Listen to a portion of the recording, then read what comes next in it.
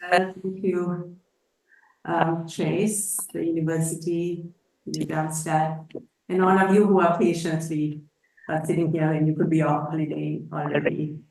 So thank you for staying to listen to what is a rather grim topic of cemeteries. So we're going to move into the Asia-Pacific region, which may not be familiar to you, and maybe I should give you a little bit of a background about it. What I'm looking at is the Commonwealth war grave cemeteries, and these were after the Second World War throughout Asia, what we call the Japanese theater of World War II. The Imperial War Graves Commission, as it was called at that time, which was a British organization that had been set up for the First World War to create cemeteries in Europe, embarked on a project of creating cemeteries in countries that were in the process of getting rid of their imperial colonizers. And this is a very difficult task to undertake because you're trying to create a cemetery for war graves, for soldiers who have died fighting in different parts of Asia. And you're trying to create it as an imperial war cemetery at a time when imperialism is definitely on the way out. So this is my interest. What actually happened? How difficult was this process? How did people react to it? And I'm particularly interested in the legal side of it because they had to create land grants with these countries. And the land grants were in perpetuity and were created at the time when all the colonial properties were being handed back to the new governments who would replace them. So they were what I call the last footprints of empire, impressed into the soil of these countries that were undergoing decolonization. This happened at the same time that war crimes trials were unfolding across Asia with the Japanese as the main perpetrators. And in some ways, the people who were buried in these cemeteries were seen as witnesses to the events that were being spoken about in the war crimes trials, because their deaths were part of the evidence that was discussed. So whom are we really looking at? We are looking at, in this case, the Commonwealth War Graves Commission. So the Imperial War Graves Commission becomes the Commonwealth War Graves Commission when the Commonwealth is formed after the war.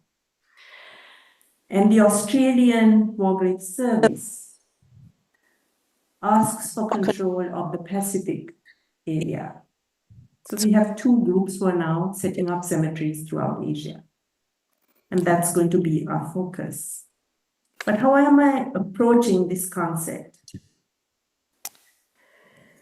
So let me begin with this image of Kranji War Cemetery, which we will return to later. But this is an aerial view from above of the monument, which kind of resembles a plane or a ship in reference to the forces. And you can see that the cemetery is laid out on a very regular grid. And this is Kranji Military Cemetery in Singapore. Singapore is said in the same way in German. Singapore, yeah. So you know where it is. It's at the base of Malaya, but I'm going to show you in the next slide the places where the memorials and sites were located. You can see that the distribution of war graves was quite extensive throughout Asia. And there are different war graves in different parts of Asia.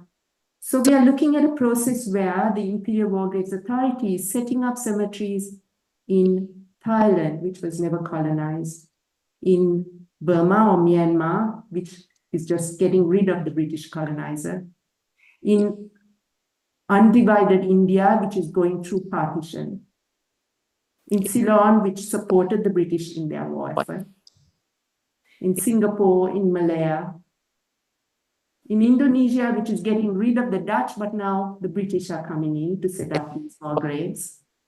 And in Japan, where it is part of the peace treaty, that they are required to set up a military cemetery for war graves. So what I want you to get a picture of is how in every country the situation is different because of the nature of their colonizer and the nature of their politics and their attitude to independence. So this is the picture of Asia that I want to paint you. This paper focuses on the grave as property, on colonization's core practice of alienating land into cadastral units, the idea of dividing land into properties, as applicable in this instance to a cemetery site. So I want you to think of the grave as property. And because my example is from Singapore, which is a land-scarce city-state without a hinterland, where land is very sought after, and where today, currently, cemeteries are actually being reclaimed for development. So cemeteries are almost redundant spaces in Singapore these days because they say we don't have the room for cemeteries. It's too luxurious. And so this may remain the last cemetery that you have in Singapore. So the Kranji War Cemetery, and let me show you what it looks like, is right at the north of Singapore, overlooking the causeway between Malaysia and Singapore, and is exemplary in the network of similar cemetery sites and memorials scattered across Asia. It was built from 1946 to 57. Dates are important. So 45, end of war, straight away, with uniform graves in regimental rows, which accurately emulates the template that you may or may not have seen in France or Belgium, you know, the clear grid. So it's a template that is set down and then repeated in every cemetery. On the rise of the hill, across these linear furrows with their regular concrete plantings, sits the remarkable Art Deco War Memorial by British architect Colin St. Clair Oakes. Oakes is the designer of several of the CWGC cemeteries across Asia. So here's an architect who actually is part of that. He also fought in the war, in the Burma campaign. He now becomes the architect who goes and builds these cemeteries across Asia. So I'm going to just theorize this a little bit. The paper responds to Achille Mbembe's discourse on necropolitics. This is about who has the right over life and death. Necro, death, politics. And I'm using it to interrogate hierarchies of human value, determining who is sent to war, who is exposed to risk, who is remembered, repatriated, compensated, and valorized. And in turn, who is forcibly conscripted, forgotten, not counted, their sacrifice not recognized. Discussing the domestication of war and creation of European judicial order as critical to sovereignty, Mbembe notes that killing or concluding peace was recognized as one of the preeminent functions of any state, as was its territorialization in relation to a new global order, which differentiated European states from those available for colonial appropriation. So here it's a little dense, but I'm talking about the way in which he uses this idea of necropolitics to describe the colonial condition where the violence of the state was seen to operate in the service of civilization, of civilizing people. And so there is a racial denial of a common bond between the conqueror and the natives. So the reason why this is important is because this idea that the racial bond between the colonizer and the colonized is important, is because 2.5 million Indians fought for the British in World War II. So what was the relationship between these soldiers who were fighting on behalf of Britain and the British Empire? Now, why do we know so little about them? And this is partly about this idea of necropolitics. Who has the right to be recognized?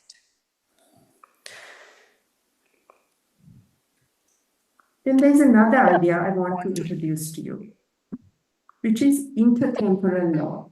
And I don't want to go into it in great detail, but what I want to say is that intertemporal law is about recognizing, let's say, a territory in light of the law that was in place during its creation.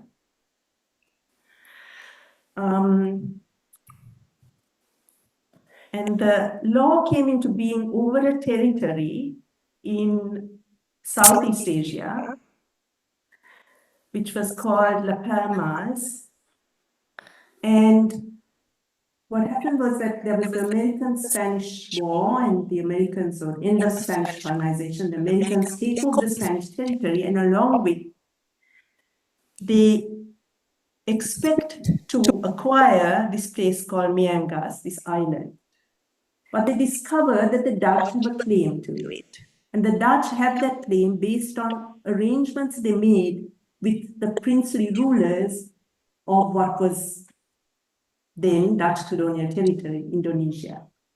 And there is a dispute over this. And the dispute on the American side is, well, it's contiguous with our landmass of the Philippines that now we have acquired from the Spanish. It's terra nullius, it's empty land. But the Dutch point is, well, under the Dutch VOC, we have actually been using this land. It's been part of our territory. So the question is, how do you think about this in relation to the war grave sites? So let's say you are at the end of the war, and Britain is creating a war cemetery site in your country. You have not yet decolonized.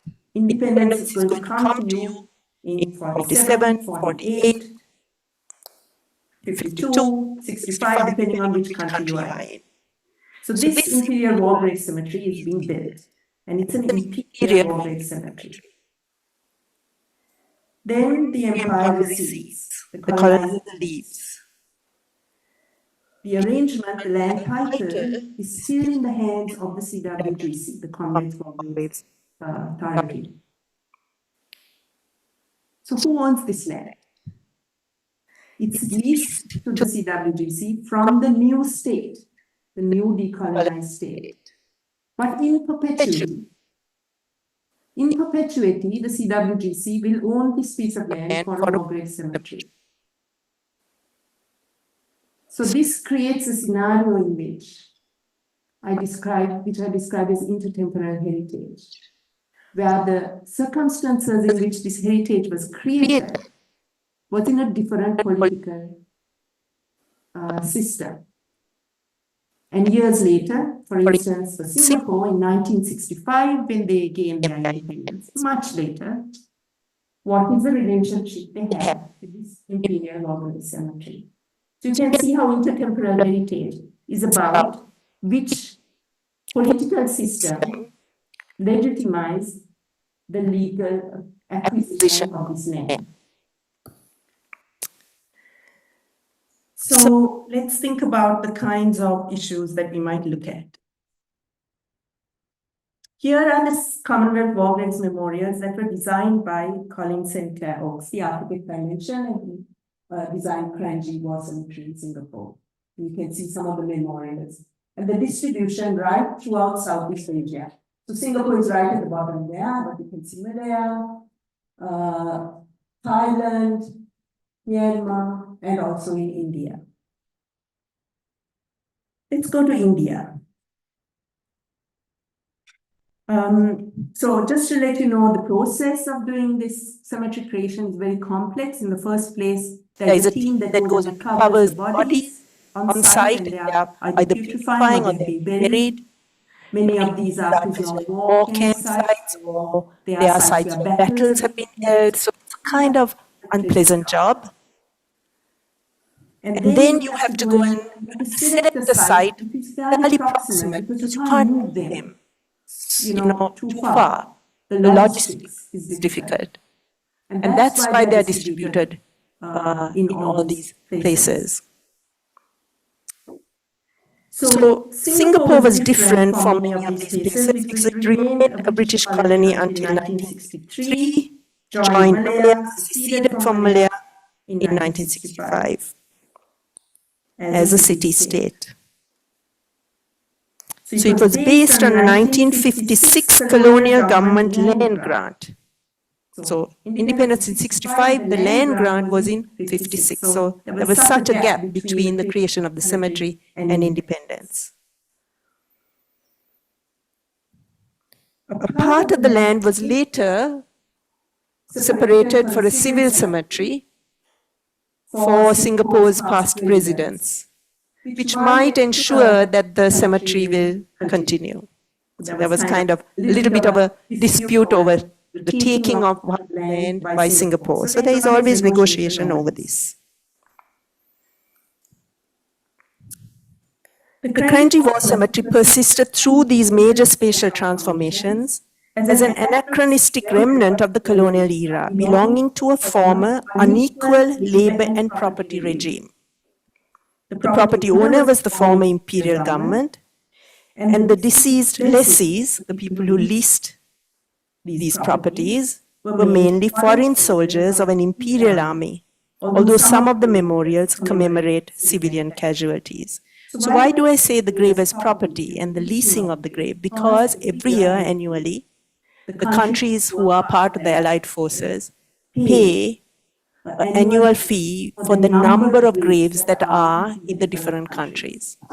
They're still doing it. So India, Australia, they all pay this annual fee for the upkeep of the graves by the CWGC. Nevertheless, the majority of Kranji graves, like all CWGC cemeteries in Asia, have Anglophone names. The cemetery's layout gives them greater preference, due in part to their demographic dominance, with South Asian, Chinese, and other cultures placed behind the memorial or to one side. So let's say in this particular cemetery in Singapore, you have the British and the Australians as you enter on either side. And then when you go behind the memorial, you'll find the Indian troops, the Ceylon troops to one side, the Gurkhas from Nepal, and some Chinese. So the predominant graves are the Australians and the British, who have no, or let's say Singaporean citizens of today have no affinity for them. They are not part of their extended community. So this creates a problem about the meaning and relevance of the cemetery in these countries once they have been decolonized. The interest and cultural preferences of the former colonial state, the post-colonial civil society, and the expectations of visiting descendants of deceased personnel appear temporarily incompatible. They're all claimants on this space. In this example, due to the lack of resonance of imperial intentions for racially differentiated former colonial subjects. We'll get to that in a moment. In the case of the individual graves, land claims become conflated with claims on the body by the empire and by the post-independent nation state, by the CWGC's Christian burial tradition, which anticipates the length of the body lying down,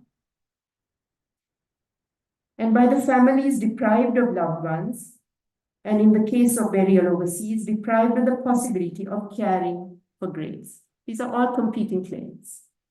Let's say the Indian, you have the Indian state has a claim on the body, the British kind of Commonwealth War Graves Commission has a claim on the body, the family has a claim on the body, and then there may be other battalions or friends who have claims on the body. And these are all competing claims.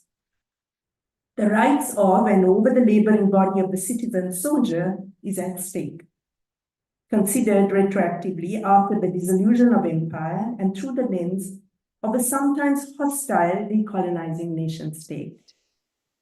When those soldiers are not citizens, but exploited Indian subjects of the British Empire or indigenous Australians, Aboriginal Australians, fighting for a nation which denies them citizenship rights, these stakes become complicated in ways that exceed the military duty of care on display.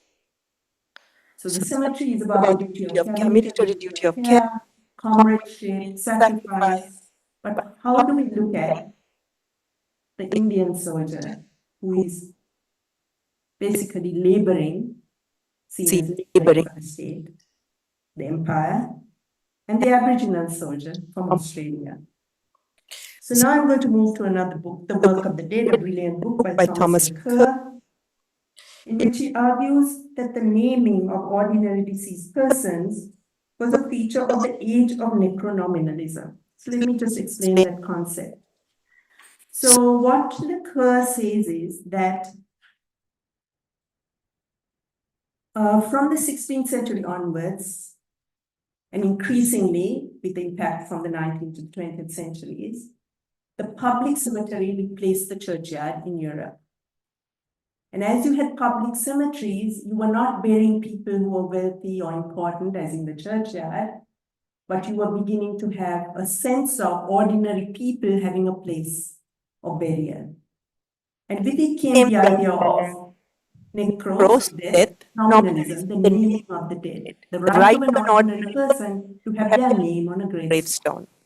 So this is a very important fact that was the honorable interment of the dead, including prisoners of war, was stipulated in the 1929 Geneva Convention and reiterated in 1949. So it became part also of the military process, especially in World War I, where the memorials at Ypres or on the Western Front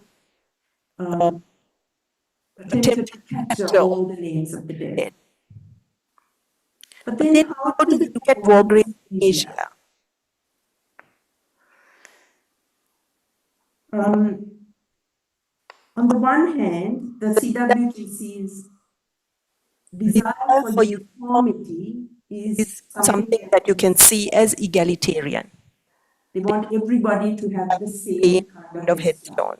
And this is because Britain was such a class-driven society that they thought that aristocratic people might take the bodies of their loved ones and go and put them in private cemeteries or memorials, or that some people would be able to do that and others would not. So they determined that you could not repatriate remains. You had to leave it where it was. It had to have this similar headstone for everybody. And that was stipulated by the CWC in World War I. And there was very few references to kit and kin. So you could put one sentence at the bottom saying, remembered by loving, family, or a message, but it was very limited because there was a basic formula for how you put the name on the gravestone. The illusion of family ties redefines these individuals as instruments of nation state or imperial sovereignty who died laboring in its defense. More significantly, these egalitarian ideas don't extend the colonial social inequities and prejudices that govern the living to the spatialization of the dead. So what do I mean by that? So if you take the Australians and the British and the Indians and the Ceylonese all buried together in this cemetery as though they are equal, we know that during the Age of Empire, they were never equal. They only become equal in death. And that is true the way they are represented on these headstones as equal. So when compared with the more generalized place association evoked by spatial terms, like necropolis or deathscape is another word that they use for these cemeteries, the theme of property conjures an economic value rather than a social need. So the idea of the grave is property. Terms like plot, vault, and deed signal the commodification of space. The War Grave Cemetery is a piece of colonial property in a decolonized territory, a lease of sovereign ground. The dissolution of the body could be interpreted as a metaphor for the loss of imperial sovereignty. So as this body, disappears, you also have the parallel loss of imperial sovereignty, its temporal degeneration and ultimate disappearance, signaling the parallel hollowing out of colonial spaces of their intended purpose as the imperialists retreat. So just as this body dissolves, also colonization recedes. But the notion that these sites are created in perpetuity unless needed for a different purpose, and that would be, a fairly controversial legal battle, aligns them with a different type of colonization predicated on land ownership. The cemeteries in this instance draw on both the concept of land claims and of laboring bodies.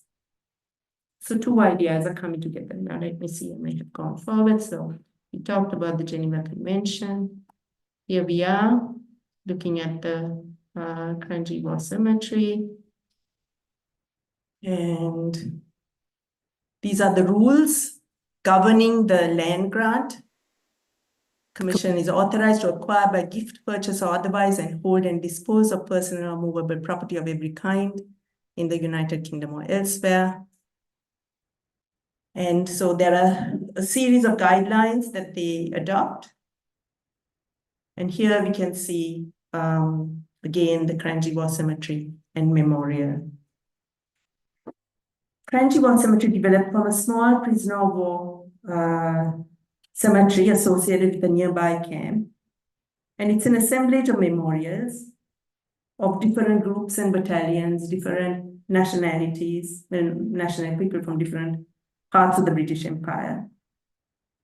There is also an unmaintainable graves memorial for graves that were lost. The cremation memorial, because many Indians would not have been buried, they would have had to be cremated. And memorials to incidents that happened elsewhere in Singapore. Each grave is maintained through funds collected from their respective countries' governments at a specified annual cost. The headstones are arranged so that you can read them as you approach the singular monumental feature repeated in every cemetery, the Christian cross of sacrifice. You can see it there. However, when introduced in predominantly Buddhist, Hindu, or Muslim countries, Buddhist, Myanmar, Indonesia, Muslim, India, Hindu countries, the cross marks war grave cemetery spaces as imperial and Christian sites. So for the people in these countries, then, this is a Christian cemetery. There are spaces of exception established through land grants between respective national governments and the CWJC. This contractual arrangement and its diplomatic scaffolding provisionally ensures the continuity of this site, even while other civil cemeteries are being bulldozed. An adjacent state cemetery has the civilian grave, the president's graves. So here's some of the land grants that you can see, what they look like, about land and the exchange between the governments. And how are these spaces activated? Diplomatic gatherings on Remembrance Day, November 11th, at war grave sites across Asia act to assert Western forms of political morality and individuation on a non-Western space. Far more significant is the bureaucratic machinery needed to gather, list, and publish the names of the deceased, to inform their next of kin, to return their personal effects, which grew exponentially during World War I and carried through to the next World War. This is the operation of the CWJC. So following Japan's invasion of Chinese territories and simultaneous occupation of several European colonies by early 1942, the nature of the war, the civilians impacted by the war, and the nationalities of the fighting forces all were shaped mutually by the inequities of colonization. If until now colonization could be regarded as a localized competition over trade, resources, and property tied to Mughal and then European economic expansion, World War II linked these pecuniary ambitions to political territorialization at quite a different scale. So I'm saying it's economic basis, but now it's territorial. And what are the numbers? So Malaya Command that was fighting in Singapore, 88,000 British, Australian, Indian troops, local volunteers, facing 70,000 from the Japanese Imperial Force, the 25th Army. So this is what the Battle of Singapore looked like.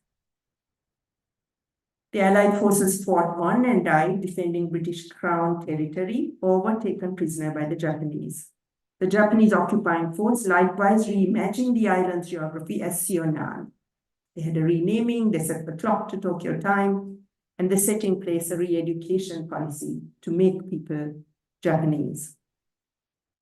The temporary seizure of military bases and government institutions saw the inversion of power between Europeans and Asians for the second time in the century since the Russo-Japanese War of 1905.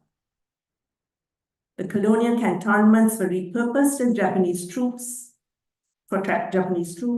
and for prisoner of war camps. So the Japanese occupation had an interesting effect, which is that it showed that the British were fallible, that they could be overturned. And while the Japanese occupation, the experience of it was harsh for the colonized subjects, it also ignited the spark of decolonization in them. For a period, 2.5 years, they suddenly saw what it might be like not to have the British in control. They also saw the British turned into prisoners of war and being sent to camps and working in work camps and work sites throughout the island. And seeing them in that state made them realize that they were also weak. They could be laborers. This was not some kind of God-given hierarchy that they were operating within. There were also the communist insurgents who were working in the jungles of Malaya. And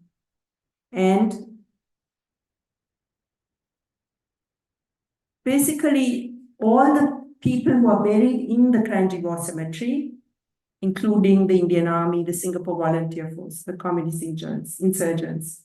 Also, the ordinary citizens played major or minor roles vis-a-vis the Japanese.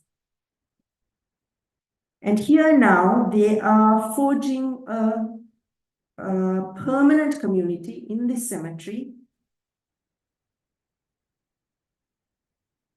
brought together first by their mobilization against the Japanese attack, and then by their immobilization by internment, and never repatriated like their comrades in arms. And so I introduced the idea of necrosociality, the idea that here they share a kind of sociality in death, a sociality that they did not share in life. So across Asia, like in the Western Front, and here you're beginning to see the different war grave spaces in Asia, and just to give you a sense of it. So top left is Nagaland, Kohima War Cemetery, which is on the foothills of the Himalayas, well, actually in the Himalayas. And so it's kind of stepping down the hillside. And we have Yokohama, we have Suva in Fiji, and we have Kanchanaburi in Thailand. So you can see that similarity, right? The template is being repeated.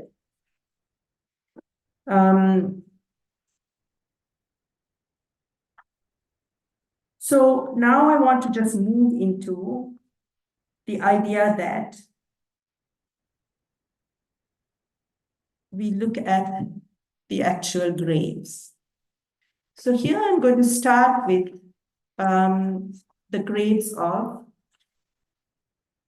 I'm kind of skipping a little bit because I'm conscious of time, but what happens is that necronominalism, or the naming of the dead, also creates a kind of repetition of names. So you have this memorial in, say, for instance, in Singapore, but then the name might be repeated in a war memorial in Australia. So in Canberra, at the Australian War Memorial, all the names of Australians who are buried anywhere have been named. So in other words, there's a doubling of names. Sometimes the little country towns that they come from may have a monument in which the name is listed. So now the names are tripled. So necronominalism is also about the repetition of the names of the dead. And when you look at the actual graves and you try and read what is written there, it gives you different scenarios. Whether the individual died during the battle for Singapore, whether it was before the Japanese occupation or during it, depending on the date, before or after the war, in Singapore or elsewhere, as well as the nature of his military service, whether in the Navy, Army, Air Force, preparing us perhaps for the circumstances surrounding his death. But the circulation, removal, and posthumous burial of remains. So some of these graves are created much later when cemeteries are consolidated. And, cemeteries elsewhere are brought into metropolitan centers. So there are graves that come kind of posthumously into these spaces. Cranji's honor rolls can horizontally, while passing along the concrete furrows, or vertically on the cenotaph, the monument that I showed you, demonstrate how annotations of deceased persons have been abstracted onto military memorials, alienating them from their previous professions, marital partners, or their kin, to reproduce them in a necrosociality of imperial military sacrifice. The extraction and displacement may be traumatic for the deceased person's families located overseas, unable to tend for the graves of loved ones in a cathartic practice of grieving, a task now assumed by the CWGC gardeners. So let's see. So here we have some of the graves, and you can see in these three examples that I show you, a Christian cross, a stupa, a Buddhist stupa, and writing in Arabic, which gives you a sense of their different religions. Here you have a picture of the process of setting up the cemetery, sorting and reburial of remains. And here you also have the idea of the unknown soldier, which is also part of the counterpart of necronominalism, the practice of burial of unknown soldiers. So the evident tension between these two competing claims by the family and the state on an individual's remains is an extension of the political consciousness we attribute to modern subjectivity through national identification. When you become a modern subject, you belong to the state, right? You don't belong to the family anymore. So this is a kind of extreme case of demonstrating that. It is related to the historical rights of citizens to bear arms, or the legislation of conscription and national service that abstracts citizens' bodies as state property. But what happens when the state collecting these bodies is not racially or culturally an extension of the bereaved family's values? Say, for example, for the religious and racial minorities at Kranji. And the land the grave is placed in belongs to an alien government centered overseas, who has conceived of this space mainly as a safe resting place for its own racial and cultural subjects, for British and Australian soldiers. And what happens when their property changes hands so that formerly colonized subjects naturalize this space's broader context through the post-colonial recovery of the territory, even as formerly culturally British subjects buried there and their visitors are discomfited by that regime change. So on the one hand, we had the visitors, who are the descendants of the people who are buried there from Britain and Australia, coming into Singapore and feeling like they are suddenly not part of this, even though they've fought ostensibly for this geography and are buried there. And then there are the Singaporean visitors who are kind of ambivalent about it because they don't see themselves as being agents in the war because they were never part of the fighting force. So this cemetery brings together these very different kinds of tensions around it. My next focus is on graves. Oh, here we have the CWGC's gardeners at work. So now the duty of care that typically came to the family is, of course, transferred onto these individuals. And I just came from Singapore where I did an interview with them. And one of them said that 3 months ago he was working with air conditioning and that the 8 gardeners in this space were actually contract laborers from India. So I kind of said, you know, what knowledge of horticulture do you have? And he said, well, none at all. So the duty of care is extended to these random people. And, you know, you need to wonder about that as well. But it may be that, you know, this is the case in Singapore, perhaps because the CWGC, well, according to the people in Singapore, Singaporeans are reluctant to work out in the hot sun. And so they do have to have these contract laborers. Most of this kind of work in Singapore is anyway done by guest workers, Indian guest workers. So we can see that there are all kinds of complexities around this. Becker describes the secularization of memory through the contemporary practices of witnessing. So here we have a different group of witnesses for what is happening in these sites. And I'm going to now shift to these witnesses.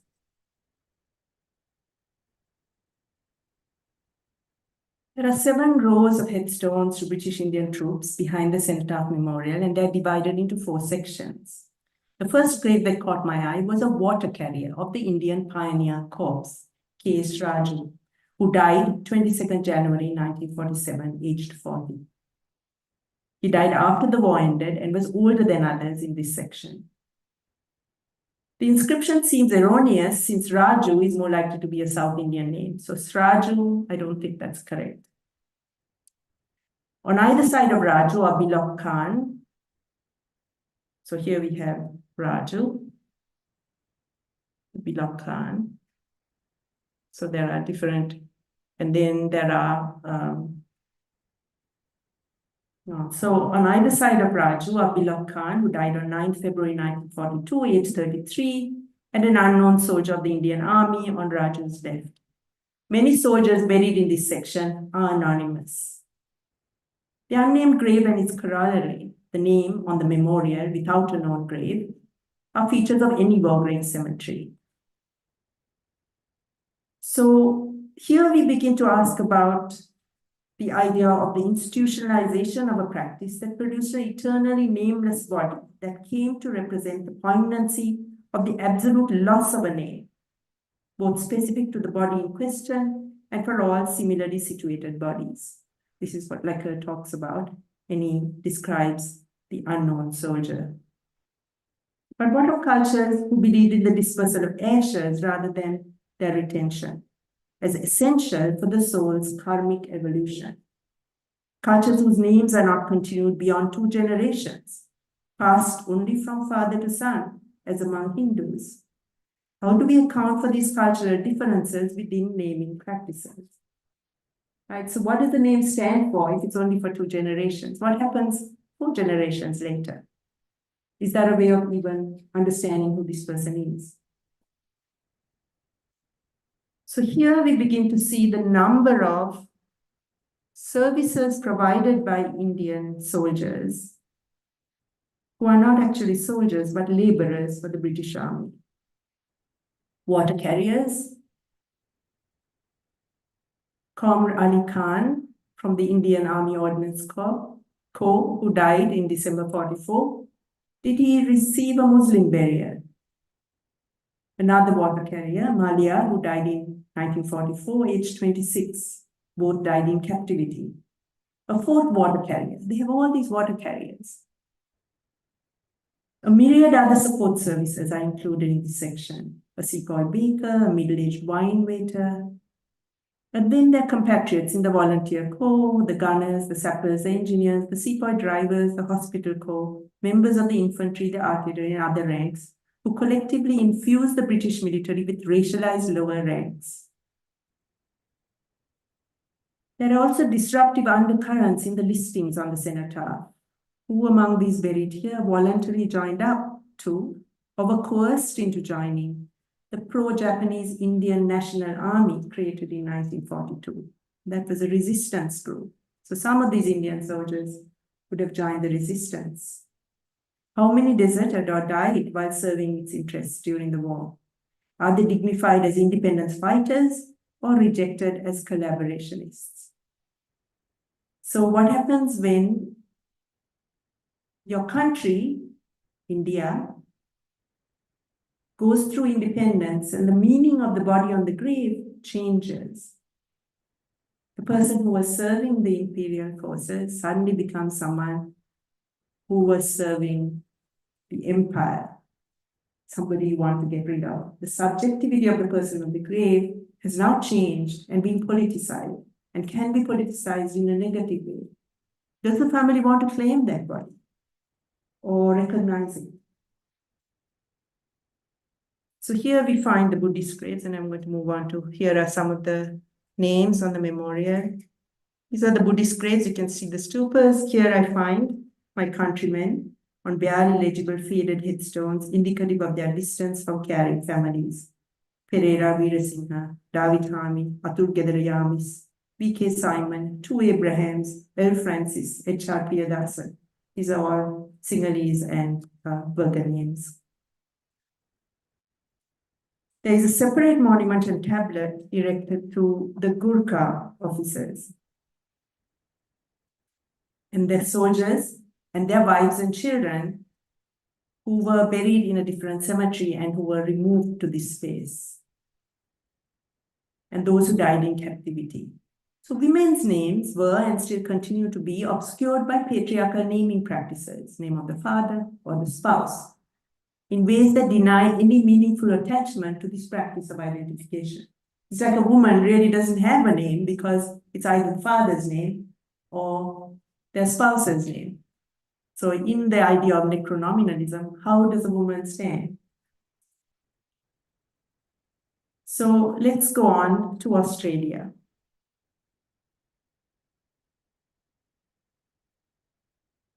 And here, these are the Gurkha graves.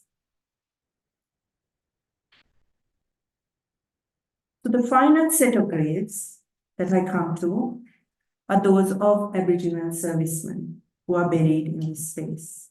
Like I said, almost every small town in Australia bears a war memorial and commemorates the war dead from the Boer War onwards. These are visible symbols of the nation's attachment to Britain, sustaining its incongruous exceptionality in the Asian region, that is Australia's exceptionality, along with its neighbor, New Zealand. Australia, unlike Singapore, having not undergone political decolonization as a republic, not a republic yet, does not encounter the difficulties and ambivalences of Kranji, but instead extends and perpetuates displaced shades of empire as the kernel of its legitimacy. It continues certain colonial practices. So what of these Indigenous Australian soldiers buried at Kranji from among the estimated 7,000 who served among almost 1 million Australian service personnel in World War II? 7,000 Aboriginal service people served. There were 48 known Aboriginal Australians among the 14,000 Australians captured at the fall of Singapore. 13 others captured elsewhere in the region later joined them, and 28 died in captivity. They fought for a country which did not count them in the census or allow their people to vote at the federal election until 1967. Those who survived and were repatriated had no economic prospects, no land grants as returning servicemen, no access to veteran social clubs or concessions for their families. In fact, many of them, because they had gone away and their partners and their children found it difficult, economically to continue. Many of them lost their children who were taken away and put in institutions, and then had trouble reclaiming the children in their return. They offer a different interpretation of fighting for country. 4 Aboriginal soldiers are buried at Kranji. Others are mentioned in the memorial or buried elsewhere in Asia. Some of their descendants in remote missions were unaware of their last resting place and unable to make the overseas journeys to honor them. Australia's historical marginalization of First Peoples obscures their stories. The CWGC did not permit repatriation of remains, thereby avoiding preferential treatment on a class basis. But what did this denial of repatriation, the non-return of human remains to country, mean to Indigenous Australians, to kin and community, who have a very strong belief that the soul has to be returned to country for release? How do we reconcile these more intimate, proto-national, patriotic, and decolonizing claims? The 4 known Aboriginal graves at Kranji have been identified and studied in a recent flurry of publications focused on Indigenous service. They are memorialized at the Ballarat POW Memorial, so the Prisoner of War Memorial in north of Melbourne, on the wall of the Canberra Australian War Memorial in the National Capital, and possibly elsewhere in their hometowns. So they are multiplying. Even these names are multiplying across Kranji and different parts of Australia. But even as they lay claim to multiple memorials across the Australian continent, we are confronted with our original theme of the grave as property. These are individuals from a marginalized autochthonous community for whom collective ownership and custodianship are paramount, and deeds, plots, and grades are incorporated in this instance as borrowed practices of settler propriety. Their idea of property is completely different. It's about collective ownership.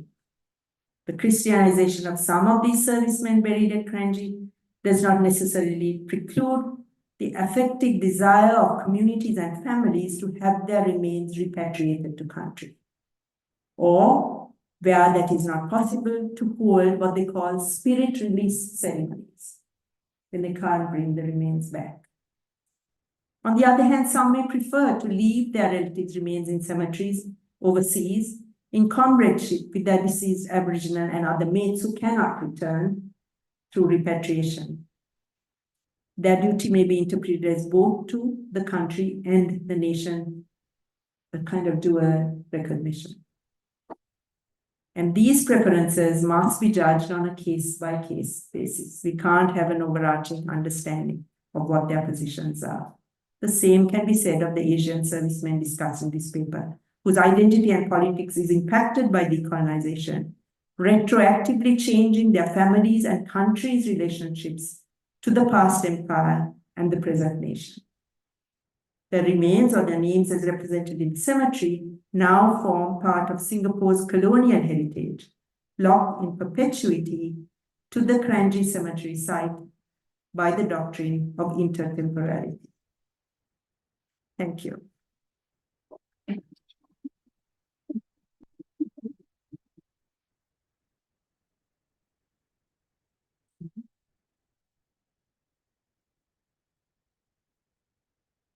Thank you very much, Anoma, for taking us on this tour to the Asian Pacific region and for acquainting us with the concept of intertemporal heritage that kind of links colonial and post-colonial political contexts, and also for making us familiar with the different claims on the body, with institutional and necropolitics, such as the CWGC, and for terms such as necrosociality, necronominalism, and the politics of repatriation. So I'm sure that there will be many questions. Perhaps you want to comment on what Anoma just said, or you need additional information, so the floor is open, and Anoma will be very happy to take the questions. Susanna. Thanks very much. between bits and pieces of your work, so it's really great to have another angle on your research, and it's really fascinating. Wondering about the case of thanks. I'm wondering about the case of Singapore, where the cemetery needs to remain, while at the same time other cemeteries, I understand, have to give way to living development, whatever, housing, living. And I wonder to what extent culture also plays a role here, of honoring the dead in different contexts, where the Christian understanding is that maybe not forever, but you keep a grave, and it's important to go to that particular grave, and graveyard, and whether maybe in Singapore there's, I mean, what do they do with the dead for a start? Yeah. Where the graveyards go, and is there a cultural aspect there in that as well? So, of course, Singapore has a majority Chinese population. The Chinese have many rituals around ancestry. They are paying respects for their ancestors. And the Chinese cemeteries and the graves are very complex. They have beautiful structures. They have, I don't know if you've seen those horseshoe-shaped graves that the Chinese create. So the Chinese cemetery is a very important part of the Chinese culture of ancestral, it's not really ancestral worship, but the recognition of ancestors and care for the ancestors. The reason why the removal of those cemeteries is creating such controversy and such heritage activism is because, just because it is important for them. So there is that. The reason why this cemetery won't have that problem is because it's basically leased to the UK. So it has, the UK as a whole, and you have to go into a diplomatic kind of, process in order for them to relinquish it. And it stands in some ways for a kind of moral position that is reiterated annually in the remembrance ceremonies, where they return to the subject of world wars and their position on the wars, and they kind of give these moral messages to the region. So they become part of a diplomatic theater in which contemporary messages on the militarization of the region are conveyed to visitors. So this is what happens in these various sites. So part of what I'm looking at is this idea of necro-diplomacy, which I didn't get to, but which is about how these sites are activated for diplomatic agendas that, legitimize their being paid for in this way, perpetuated in the eyes of Britain. Yeah.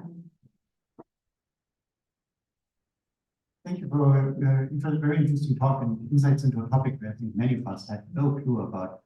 So it's really fascinating. My question follows up on what you just said, the necropolitics of it.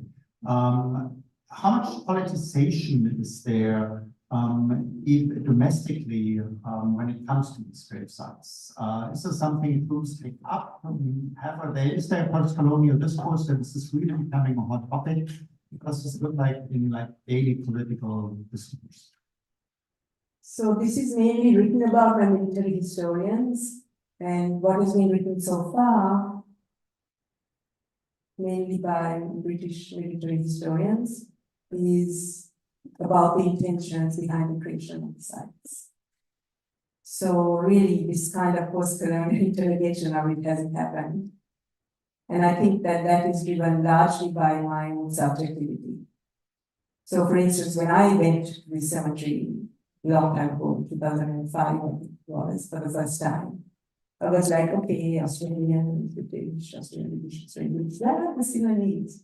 And then I went round to the back of the memorial and it's like, okay, Indians, Muslims, Hindus, Buddhists, Sinhalese have to be in that section. Then far away, a little corner, this little group of Sinhalese, and I'm like, oh, look, there is so and so, and there is someone like this name, maybe that's so and so. And so I was just, spending all my time in that little section of the cemetery. And the point is that is our subjective response. is that we are looking for, in that case, the people that we recognize. So that made me think about who those people are and who mourns for them, who grieves for them, who recognizes, who comes for these ceremonies. Because many of those Indians who are buried there, their families probably don't even know that they're there in Singapore. Just poor people who are, water carriers and bakers and, carrying the luggage for the British. And, there are so many service people. Whereas in Australia, all those roles were actually by soldiers. So if you were the cook, you were actually a soldier, you had an actual military designation. You wanted designated a water carrier. So there was that kind of class distinction that is racialized. And so that's what made me really sympathetic. I mean, when I saw the first water carrier, I was like, 26-year-olds just carrying water and he's killed. And then I saw the next one and the next one. By the fifth water carrier, I was like, this is ridiculous. This is such human folly, right? All these people who just went there to do some kind of work and who had no clue, about the war or what was happening. Just part of the collateral damage of, what was happening. And then that's when I began to question, what happens to these people, and is it that the families, even if they knew, might find out the independence that it's problematic to recognize this person in an imperial or British country. Quite possibly now, especially now the Indian National Army is celebrated, right? For its anti-British activities. You can imagine that then all these soldiers who fought for Empire are seen in a very different way. Yeah.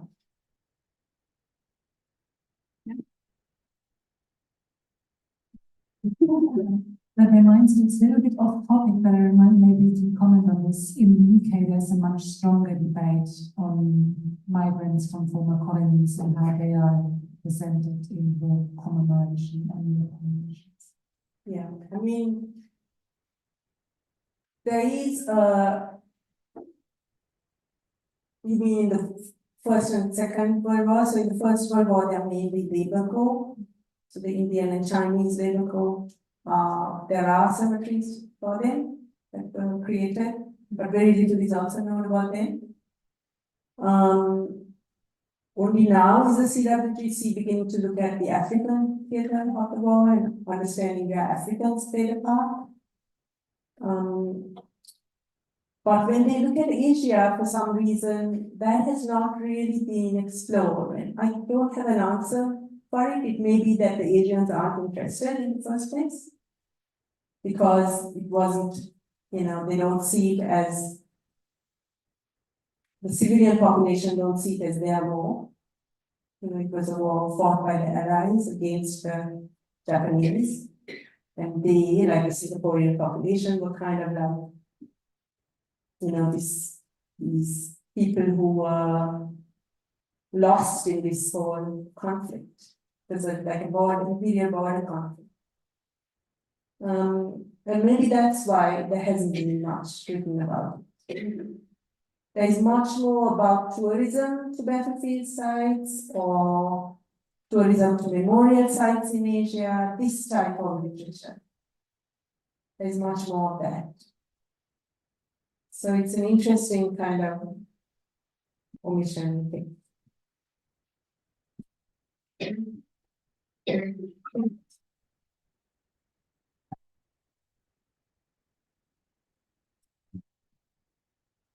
I have to admit, also I had never heard of this particular kind of study. Fascinating, and my first thought was, if you ever want to expand like around the globe, I would guess that similar, wouldn't have to find out if his problems might be with the Irish troops fighting for the oppressor Britain. So there might be some similar patterns here.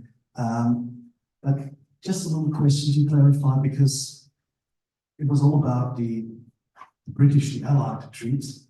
There's a similar problem with the Japanese troops. Do the Japanese have graveyards in nowadays independent countries, or were they all taken back to their land? Was never mentioned, because it's like an other way around, that the invaders never left the country too and still occupy some plots there.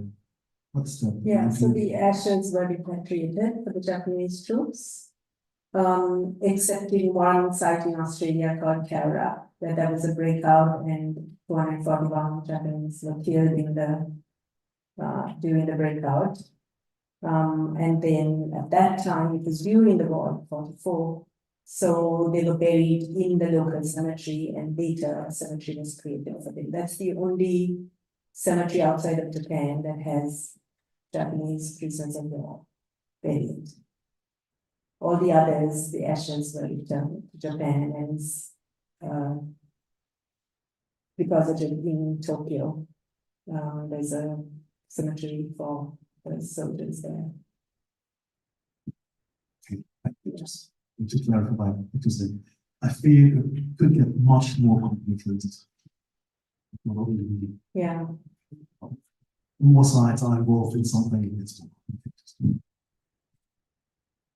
So also I should mention that a lot of what I'm doing, I mean, I didn't want to list the Singapore gardeners because they are doing a pretty good job. We saw beautifully they keep the cemetery this one. The humidity in Singapore, which is almost impossible to work in the sun. So they do put a lot of effort into maintaining these sites, and they are like these completely anomalous spaces. Like in Sri Lanka, where I visited the sites recently, you have the regular kind of cemetery of, you know, the tombstones are different sizes, they're kind of irregularly placed, they are complete chaos, and then suddenly you get this pristine lawn in which there are these rows of graves, and that's the CWDC cemetery. And there are 8 gardeners who work there, and they're very proud of the work they do. So the gardeners in these spaces who are local are very proud because they're producing something which they believe to be beautiful. Not necessarily because it's imperial or because it has something to do with Britain. Of course, they are paid from Britain, but through the government. And they have this sense of belonging. In Nagaland, which is actually in eastern India, which was that first cemetery down the Himalayan mountainside, it's 98% Christian area. These are the tribal Naga people. And they are very proud of their cemetery and they fully engage with it because it is Christian, they are Christian, and it was the last battle that stopped the Japanese entering India, the Burma campaign. So it's also this important battlefield. So each site has a different set of factors.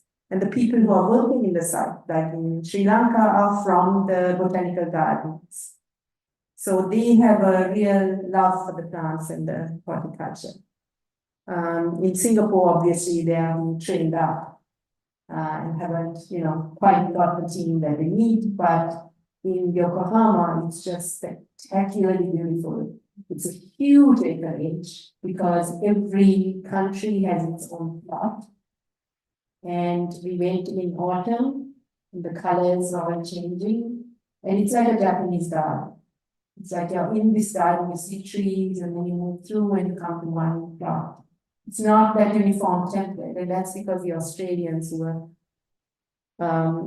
involved in designing Yokohama kind of forgot the British template and did their own thing, and then they had a little bit of, because they had a kind of romantic desire to create a Japanese garden in this place, and this was a chance, and it was a huge site.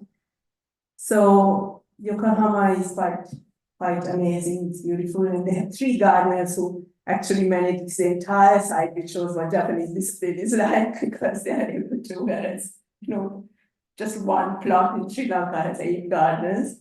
So there is also that, and I'm interviewing the gardeners to try and understand how they feel about this and whether they think about it in this way. And some are really keen to, like in Singapore, this person, you know, obviously had only been there 3 months, but he was able to take me on a tour and find out great of important people, you know, here are the people who are part of this conspiracy, here's the woman, you know, here are some, you know, famous admirals, or, they're already beginning to understand the war through that. The kind of impromptu tours they were giving people. Yeah, so there is a dimension of that. Yeah. Okay, I would like to ask two questions, if I may. One is really simple, because I was thrilled to see that the inscriptions vary on the picture that you still show there in the slide. Yeah. In the second picture, the fearlessly is missing. Do you have an idea why under the cross the fearlessly is missing, whereas in the other pictures we left that word? So any ideas about this? That would be my first So question. these are what the family provides. So those are either the family or their friends in the battalion pay to have a line engraved at the bottom. Okay. So in this case, it would have been the friends in the battalion because the families we didn't know. Yeah. And one of them didn't have children or family. John Knoxers, they didn't really know. So those messages, and I did record them when I was in Kohima to try and see what those messages said, because they shift. Sometimes they are about, very Christian. Sometimes they're just about the family, you've been missed by your loving wife and son, so it shifts. Yeah. So that's the little bit that the family has to say. All right. Everything else is uniform. The same message, it's a formula. Yeah. Okay. Okay, then I ask my second question, which is a bit more conceptual, because I really liked your concept of intertemporal heritage.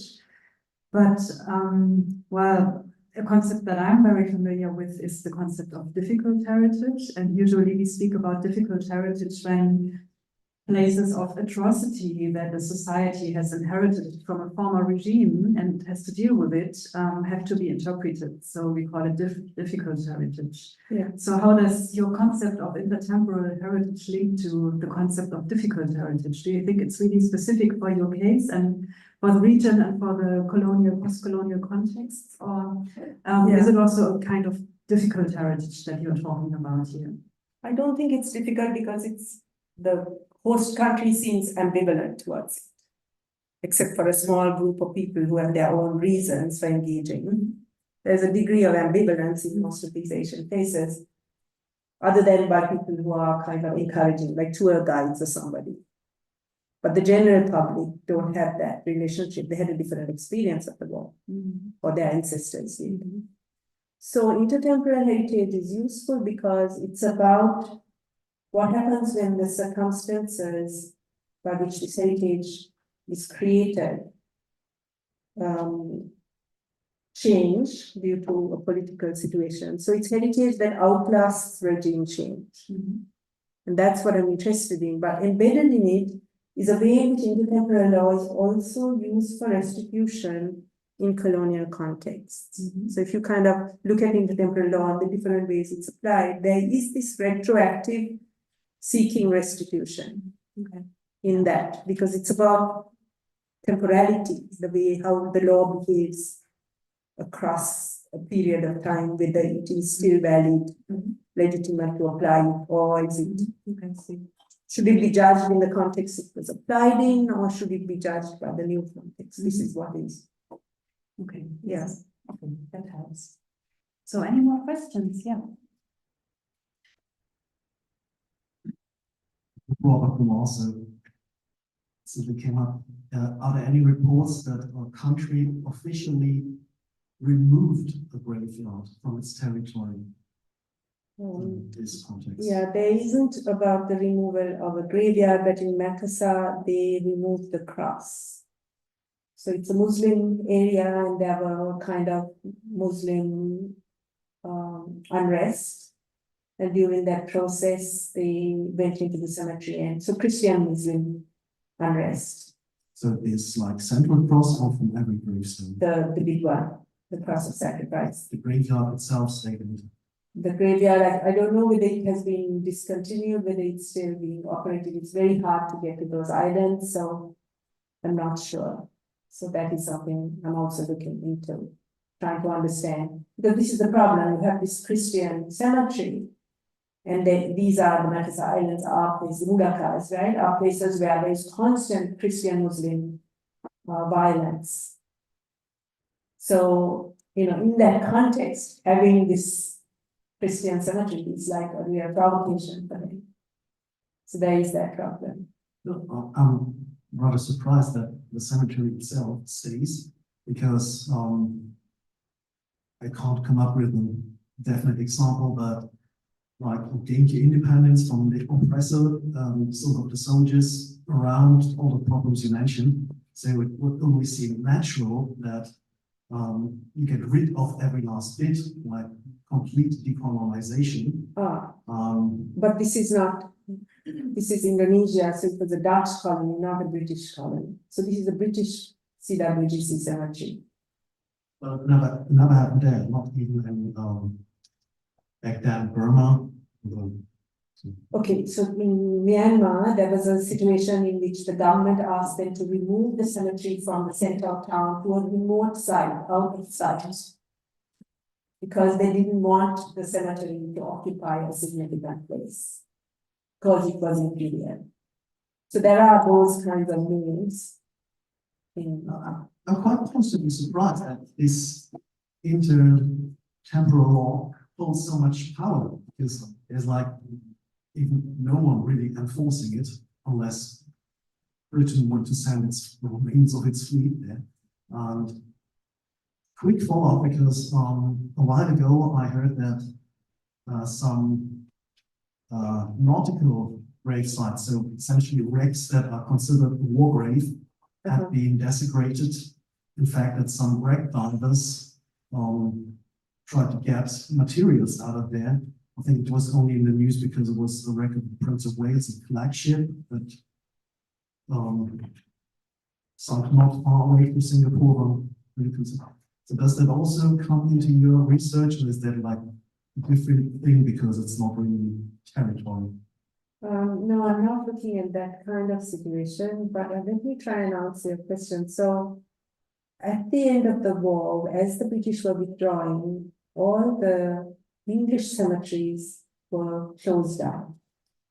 So civilian cemeteries, because they knew that the families would no longer be there to care for the graves.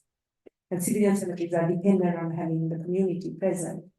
So there was a whole move in shutting down cemeteries in, say, in India and different places. And in some cases where they were historic, the graves were retained, but in most cases, they were shut down and removed. And so this becomes the last, one of the last standing cemeteries, and often is seen by the people there as the Christian cemetery. That's how it's identified, not as a war cemetery. They are the Christian cemetery. You know, the English cemetery, let's call it. So it's kind of a, partly because they don't have a stake in the war, right? There's no stake in the war, the politics of the war, the morality of the war in the local populations. So they don't have a desire to identify with it. And then it's the last remaining space. So they say, okay, they got rid of everything else, now there is one last space, it's not everything let it be, you know. But they do steal the brass plaques all the time, and they have to be. So there's a lot of theft. It's here. Yeah, so that's for a different purpose.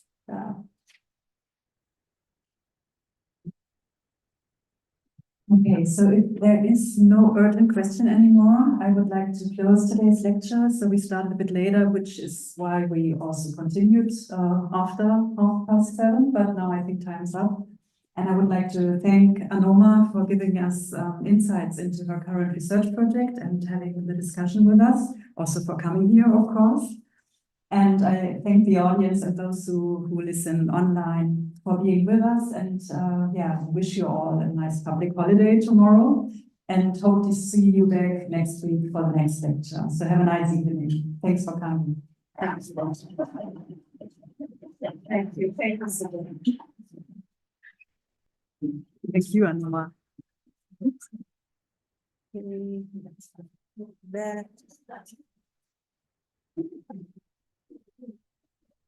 Do you think it was accessible? It was a little